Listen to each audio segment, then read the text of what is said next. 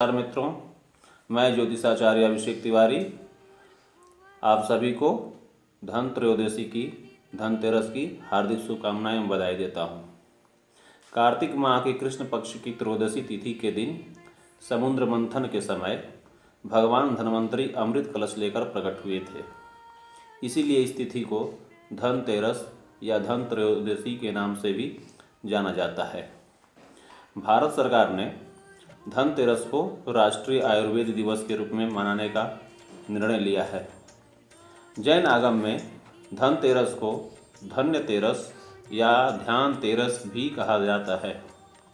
भगवान महावीर इस दिन तीसरे और चौथे ध्यान के बाद योग निरोध करते हुए दीपावली के दिन निर्वाण को प्राप्त हुए। तभी से यह दिन धन्यतेरस के नाम से भी प्रसिद्ध हुआ। धन्वंतरी जब प्रकट हुए थे तो उनके हाथों में अमृत से भरा कलश था। चूँकि भगवान धन्वंतरी कलश लेकर प्रकट हुए थे, इसीलिए इस अवसर पर बर्तन खरीदने का परंपरा है। कहीं कहीं लोक मान्यता के अनुसार यह भी कहा जाता है कि इस दिन धन अर्थात वस्तु खरीदने से उसमें 13 गुणों की वृद्धि होती है। इस अवसर पर लोग धनिया के बीज भी खरीदते हैं और उसको घर में लाकर रखते हैं। दीपावली के बाद इन बीजों को लोग अपने बाग बगीचों में या खेतों में बोते हैं। धनतेरस के दिन चांदी खरीदने की भी प्रथा है। संभव न हो पाने पर लोग चांदी के बने बर्तन खरीदते हैं। इसके पीछे ये कारण माना जाता है कि यह चंद्रमा का प्रतीक है जो शीतलता प्रदान करता है और मन में संतोष रूपी धन का वास होता है। संतोष को सबसे बड़ा धन कहा गया है। जिसके पास संतोष है वह स्वस्थ है, सुखी है और वही धनवान है, सबसे बड़ा धनवान भी है। भगवान धन्वंतरी जो चिकित्सा के देवता हैं, उनसे स्वास्थ्य और सेहत की कामना के लिए संतोष रूपी धन से बड़ा कोई धन नहीं है। लोग इस दिन ही दीपावली की रात लक्ष्मी गणेश की पूजा हेतु मूर्ति भी खरीदते हैं। धनतेरस की शाम घर के बाहर मुख्य द्वार पर और आंगन में दीप जलाने की प्रथा भी है। इसके पीछे यह लोक कथा है कि कथा के अनुसार किसी समय एक राजा थे जिनका नाम हेम था। दैव कृपा से उन्हें पुत्र रत्न की प्राप्ति हुई। ज्योतिषियों ने जब बालक की कुंडली बनाई तो पता चला कि बालक का विवाह जिस दिन होगा उसके ठीक 4 दिन बाद वह मृत्यु को प्राप्त होगा। राजा इस बात को जानकर बहुत दुखी हुए और राजकुमार को ऐसी जगह पर भेज दिया जहां किसी स्त्री की परछाई भी न पड़े। दैव योग से एक दिन एक राजकुमारी उधर से गुजर रही थी और दोनों एक दूसरे को देखकर मोहित हो गए और उन्होंने गांधर्व रीति से विवाह कर लिया। विवाह के पश्चात विधि का विधान सामने आ गया और विवाह के 4 दिन बाद यमदूत उस राजकुमार के प्राण लेने आ पहुँचे। जब यमदूत राजकुमार के प्राण ले जा रहे थे उस वक्त नवविवाहिताओं उसकी पत्नी का विलाप सुनकर उनका हृदय भी द्रवित हो उठा, परंतु विधि के अनुसार उन्हें अपना कार्य करना पड़ा। यमराज को जब यमदूत यह कह रहे थे, उसी समय उनमें से एक ने यम देवता से यह विनती की, हे यमराज, क्या कोई रोग उपाय ऐसा है नहीं है जिससे मनुष्य अकाल मृत्यु से मुक्त हो जाए।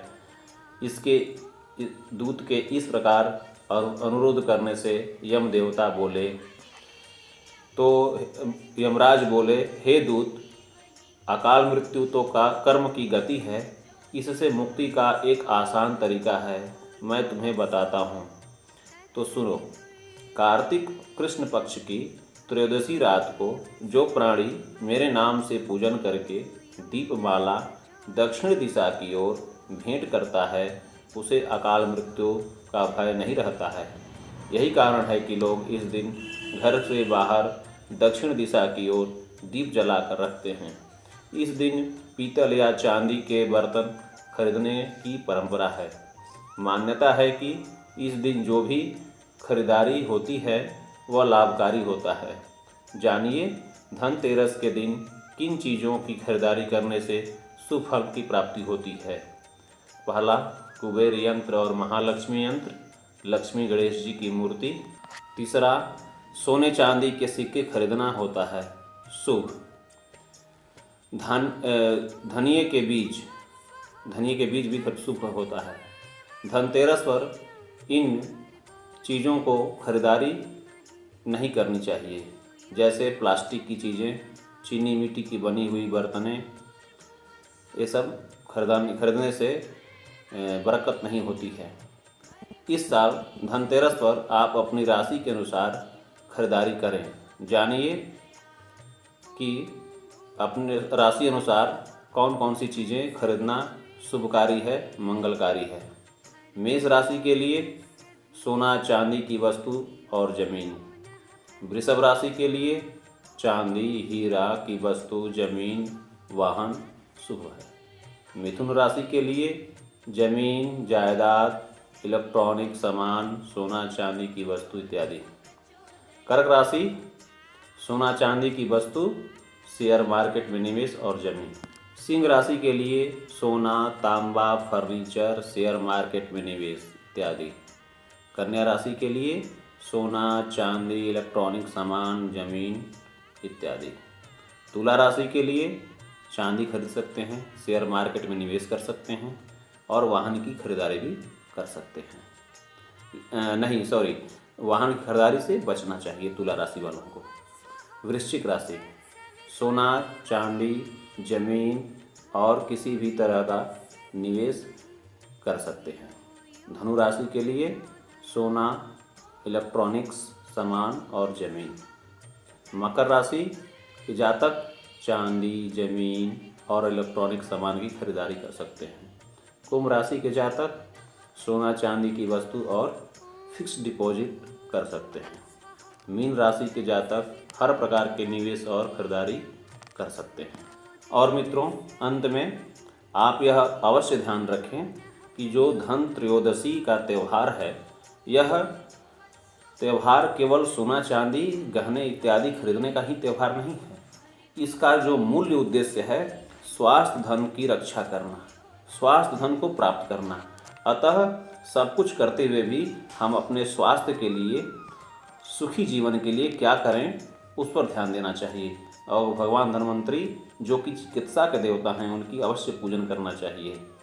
इसी के साथ मैं ज्योतिषाचार्य अभिषेक तिवारी आपको अगले वीडियो में मिलूँगा। तब तक के लिए धन त्रयोदशी, धनतेरस की हार्दिक शुभकामनाएं एवं बधाई। आप सभी के घर में भगवान धन्वंतरी का स्वास्थ्य धन वर्षा होती रहे हो, इसी शुभकामना के साथ जय माता की।